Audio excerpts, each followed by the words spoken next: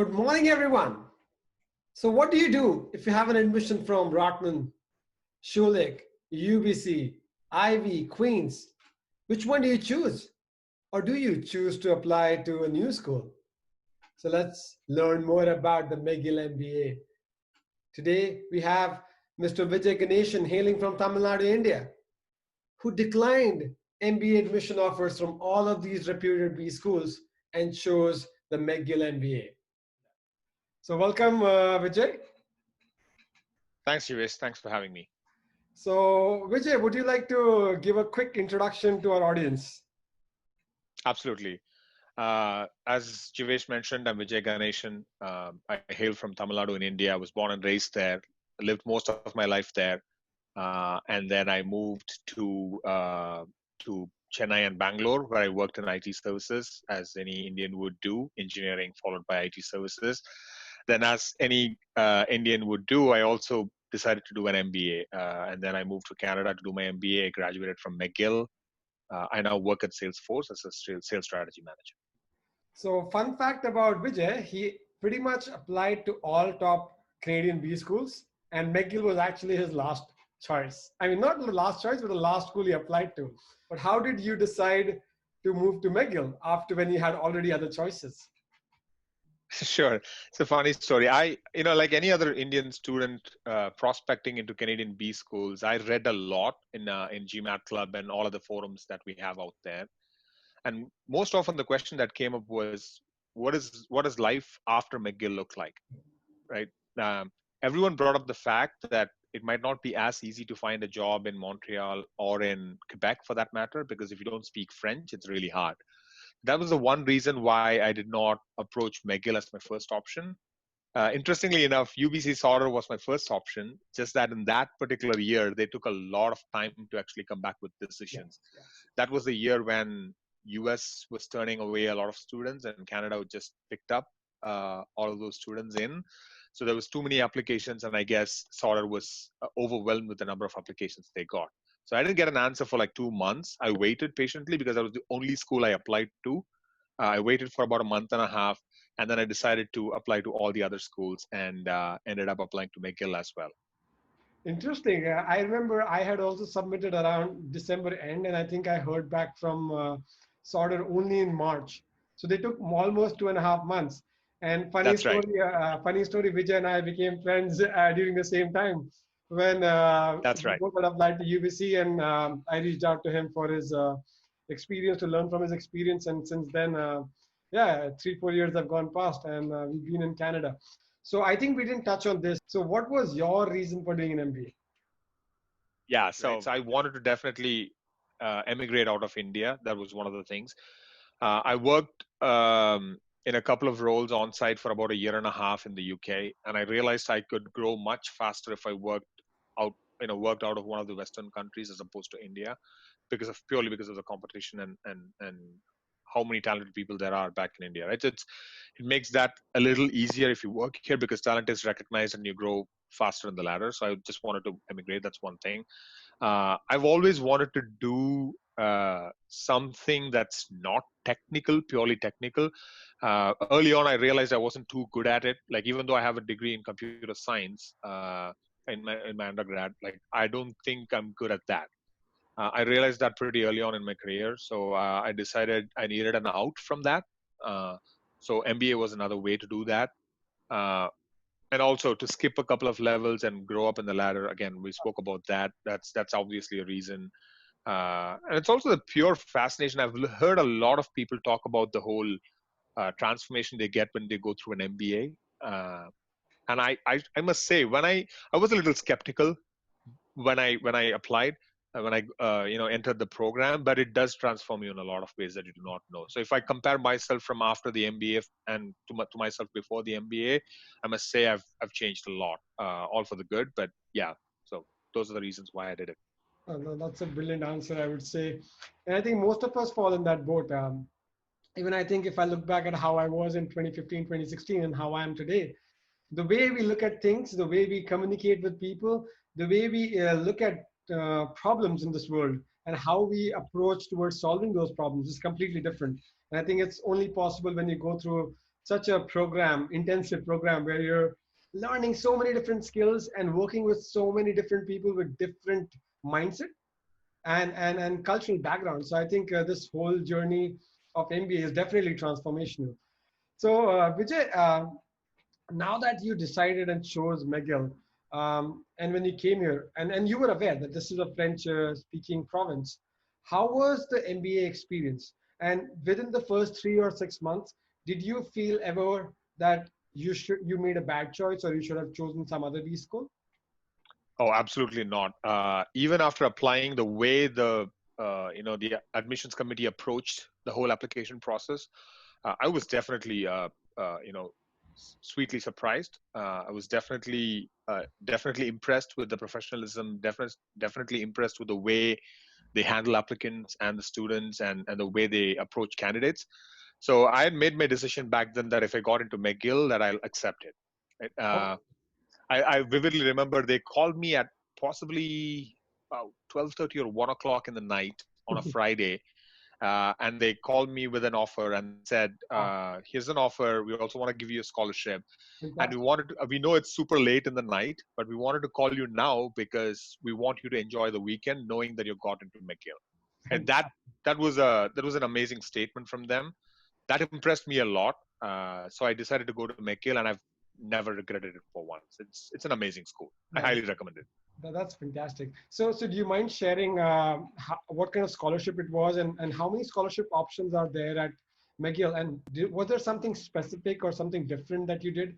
A lot of our viewers definitely ask us all the time, how do I land a scholarship? Because doing a master's abroad is very expensive affair. So do you want to share some thing from that time? Sure. So I find that McGill is somewhat liberal when compared to the other schools when it comes to scholarship. A lot of my peers did have good scholarships. Oh, okay. Uh, what definitely helps is having a good GMAT score. It's absolutely, absolutely a key influencer. If you have a good GMAT score, you're guaranteed somewhat of a decent scholarship. And beyond that, I think it's about how much the school wants you to be a part of their cohort, right? So that's what kind of lands you a good scholarship. So craft your application in a way that makes you look appealing to the school. Uh, Find out a way to convey how you can add value to the school. And so Absolutely. if you manage to do that, I think you can land a good scholarship. Yeah, that's a very interesting fact that Vijay shared. And in one of my other interviews, I also mentioned that all of us or all the applicants that are applying are pretty much superstars or star performers from where they're coming. But what really gives you an admission is how well you are able to demonstrate and depict the core values that the school believes in and how they feel that you're a great fit. And it has to be a mutual fit. So Vijay just pointed out how that landed him a scholarship. What was the average class experience, the number of years of experience, the average GMAT? What was the profile like at McGill? Sure. Uh, Again, our year was a bit weird because we had a lot of Indian candidates, because that was the year when there was problems with the US and H1B and all those visa issues going on, and everyone turned to Canada. So we had a huge influx of Indian students. Uh, but then otherwise, I'd say McGill does a really good job of balancing out the Okay. profiles when it comes to different education backgrounds and trade backgrounds, as well as different countries and ethnic backgrounds as well, right? So they do a really good job of that. In my year, I would say almost 50% of my class was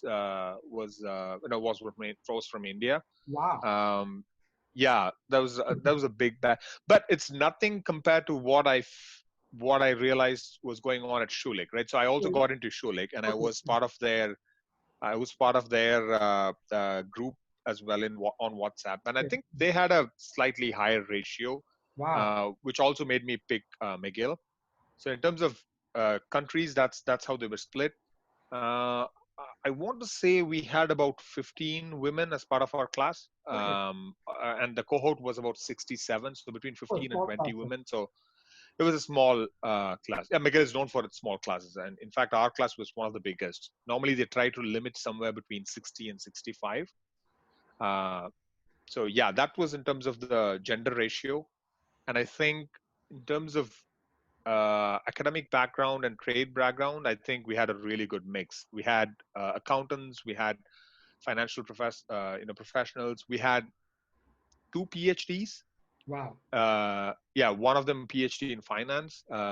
Yeah, we had two PhDs, and then we had a couple of masters. We had sociology. We had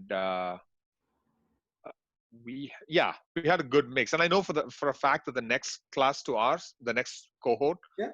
also had a PhD in chemical engineering. They also had a doctor from India, right? Okay. So they had a really good mix as well. So yeah. So what Vijay just mentioned is very interesting and crucial to understand, where schools like Rotman and Schulich have, I think, 300 or 400 students in their cohort. UBC and McGill are known for their small class sizes. So now moving forward about the class or the program structure, how many internships did you get to do in the program during the program, and how was it structured? Was it in the middle of the program or at the end of the program? Yeah, so that's a great question. I actually did not have my first internship until the latter half of the program. A lot of my peers did have their internship by Jan. Like as soon as the first semester was done, some of them were interning, right?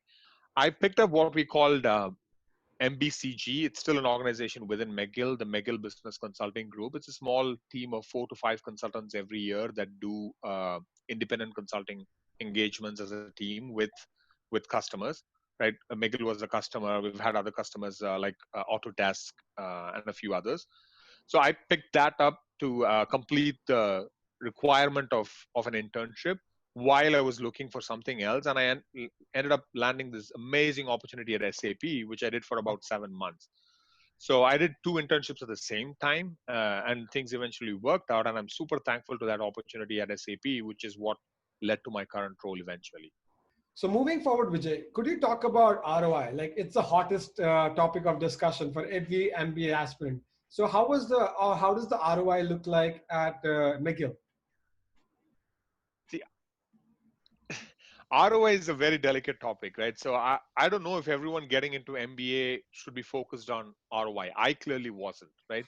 It's not always about how quickly can you pay your loan back. It's not always about uh, will I get the best job right out of school. Like it's an experience. You have to go through it, but it definitely sets you up for success later in your life. Like if you talk about ROI, even Harvard and Wharton don't have a good ROI, right? Because as soon as like it on an average, it takes about 8 to 10 years for someone who gets out of Harvard and Wharton to pay back their loans. Right? It's a multiple. There are multiple factors that go into it. So I don't want to focus too much on that. If you want to do an MBA, do it for the value that you get out of it after. Right? So it's about down the line, 5 years, 10 years down the line, what will my career become? Like what are the what are the lens I can reach into? What is the personal transformation I'll have? What's the professional transformation I'll have? Those are more tangible things that you should think about as opposed to just an ROI calculation. I don't think it works that way. So I can't give you a straight answer to that. But in terms of can you pay your loan quickly, the answer is yes. Fantastic. The average pay is pretty decent. I think in the next 2 to 3 years, you should be able to pay your loan off. MBA is definitely transformational. So let me ask you a difficult question. The whole world knows the USB schools are the best in the world, and some of the top Canadian schools are really top notch. So how do you feel, or how do you rate the top Canadian business programs compared to the top American MBA programs?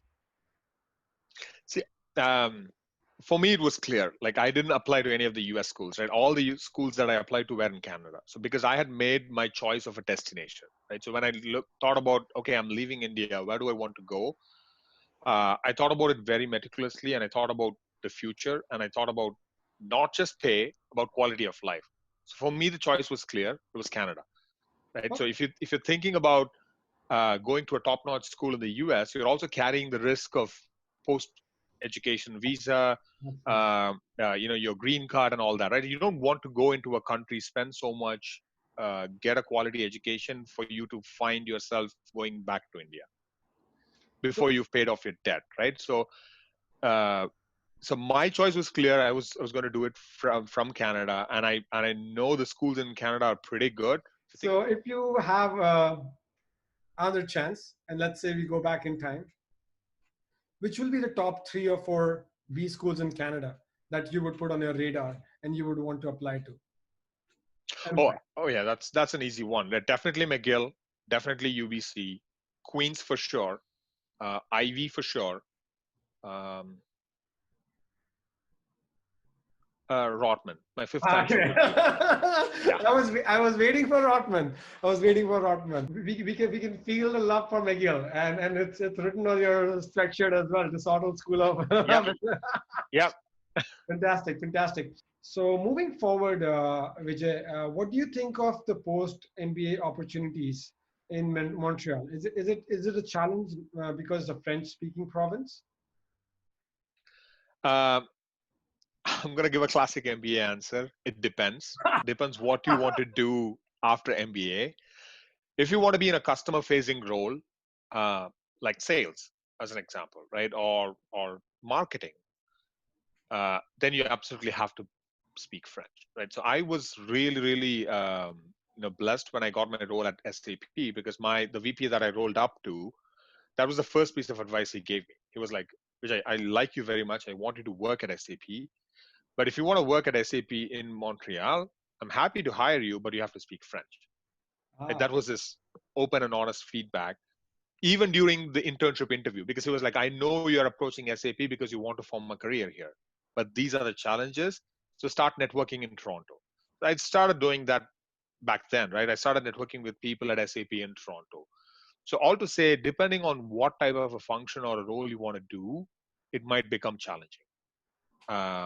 So if you are okay with operations, if you're okay with other functions, then it's fine. But having said that, there's also people who do not speak French who made the effort and got into those roles as well.